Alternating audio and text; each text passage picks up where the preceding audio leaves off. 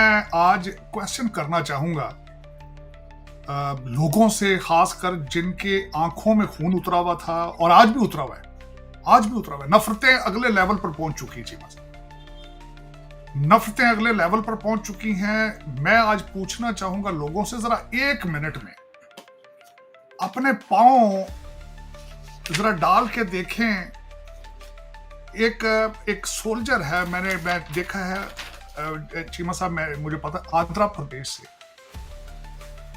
अग्निवीर मुराली उसका नाम है, आंध्र प्रदेश से, 23 साल उम्र उसकी, 23 साल। चीमा साहब, मैंने रिसर्च की, नवंबर 2022 में उसने आर्मी ज्वाइन की है, 23 साल उम्र है, 851 लाइट रेजिमेंट नॉर्दर्न कमांड से उसका तल्लुक था। काली ठंडा जगह का नाम है, उत्तर प्रदेश से, जहां से काली ठंडा ट्राइब का नाम है।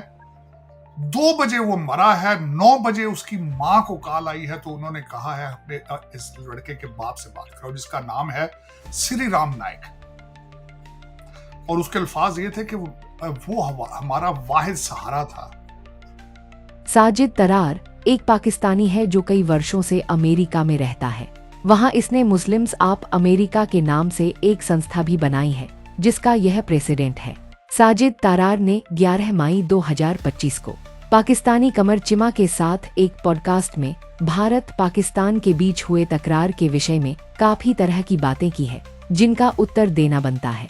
उस पॉडकास्ट में इसकी कही हर बात का उत्तर दिया जाए तो ब्लॉग काफी लंबा हो जाएगा, इसीलिए एक ब्लॉग में इसकी एक बात का ही उत्तर दिया जाएगा।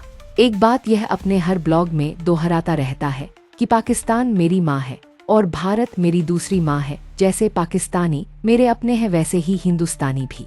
मुस्लिमों में अल तकिया का गुण जन्मजात होता है, जिससे वह सामने वाले को शक्कर वाली मीठी मीठी बातों से भुलावा देता है। एक बात आपको जानना जरूरी है, इस्लाम के अनुसार मुस्लिमों का ब्रदरहुड मुस्लिमों के लिए ही हो सकता है, काफिरों या गैर मुस्लिमों के साथ भाईचारा नहीं हो सकता। यहाँ तक कि अगर किसी मुस्लिम का अपना कोई सगा, चाहे वह माँ बाप भाई बहन या अन्य कोई भी हो, अगर इस्लाम से बाहर होता है अथवा मुर्तद होता है, तो वह अगर समझाने से या भय से हक यानी इस्लाम में नहीं आए तो वह भी वाजिबुल कत्ल होता है। तो फिर काफिर कैसे किसी मुस्लिम के भाई बंधु हो सकते हैं?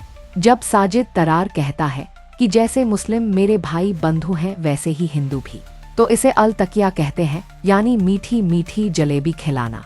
साजिद तरार अभी भारत पाकिस्तान के बीच हुए युद्ध में शहीद हुए 23 साल के नौजवान की बात कर रहा है, जिसमें ये कहता है कि वह अपने माँ बाप का इकलौता बेटा था। उस माँ बाप को जीवन भर की तकलीफ जरूर हुई, मगर उनके हृदय में संतोष भी होगा कि उनके सपूत ने भारत माता के चरणों में अपनी जिंदगी न्यौछावर कर दी। जो भी व्यक्ति, चाहे वह किसी भी देश में हो, जब वह सेना में शामिल होता है तो यह मान कर चलता है कि किसी भी समय उसके साथ कुछ भी हो सकता है। वह और उसके घरवाले मानसिक रूप से इस बात के लिए तैयार रहते हैं। तरार यह कहना चाह रहा है कि 22 अप्रैल 2025 को पहलगाम में हुई जघन्य इस्लामी आतंकी घटना, जिसमें 26 लोगों की मौत हुई, हिंदुओं को धर्म पूछकर, खतना चेक कर कलमा पढ़ना आता है या नहीं, चेक कर गोली मार कर हत्या की गई। उस इस्लामी आतंकी घटना के बाद भारत को पाकिस्तान के साथ युद्ध नहीं करना था, बल्कि पाकिस्तान के साथ टेबल पर बैठकर बात करनी थी कि देखो, हम तुम्हारे साथ युद्ध नहीं करना चाहते क्योंकि तुम्हारे पास परमाणु बम है, और गिर गिरा कर रिक्वेस्ट करना था कि प्लीज बस कर दो। वह 23 साल का नौजवान तो युद्ध में मरा, लेकिन मिस्टर साजिद तरार, पहलगाम में जो हिंदू सैलानी मरे, वो क्या युद्ध करने गए थे? उनमें भी कोई ऐसा हो सकता है जो अपने माँ बाप का इकलौता हो?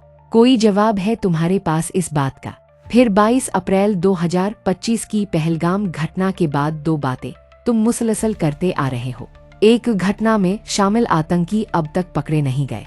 2, इस घटना में पाकिस्तान के शामिल होने का सबूत कहाँ है?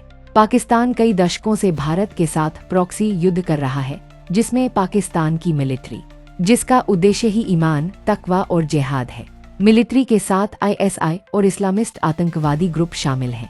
90 में कश्मीरी पंडितों का जीनोसाइड, 92 मूवी में धमाके, 99 कारगिल युद्ध, 99 इंडियन एयरलाइंस IC-814 का अपहरण, 2001 पार्लियामेंट पर हमला, 26 नवंबर 2008 मुंबई में आतंकवादी हमला, 2016 पठानकोट अटैक, 2016 उड़ी में आतंकी हमला, 2019 पुलवामा।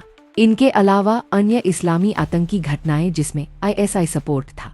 पाकिस्तान का यह ट्रेड रिकॉर्ड काफी है यह बताने को कि पहलगाम हमले के पीछे पाकिस्तान है, और यह बात तुम भी अच्छी तरह जानते हो।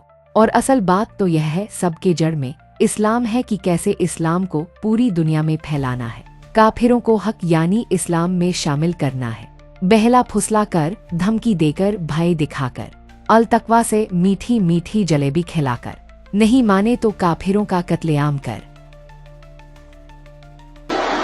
ये मैं आपको बता देता हूं कि हमारी आजादी सेकुलरिज्म के लिए नहीं, हमारी आजादी कश्मीरियत के लिए नहीं, हमारी आजादी सोशलिज्म के लिए नहीं, हमारी आजादी कम्युनिज्म के लिए नहीं, हमारी आजादी नेशनलिज्म के लिए नहीं, हमारी आजादी किसी शख्स परस्ती के लिए नहीं है, हमारी आजादी सिर्फ और सिर्फ इस्लाम के लिए है। आजादी का मतलब क्या?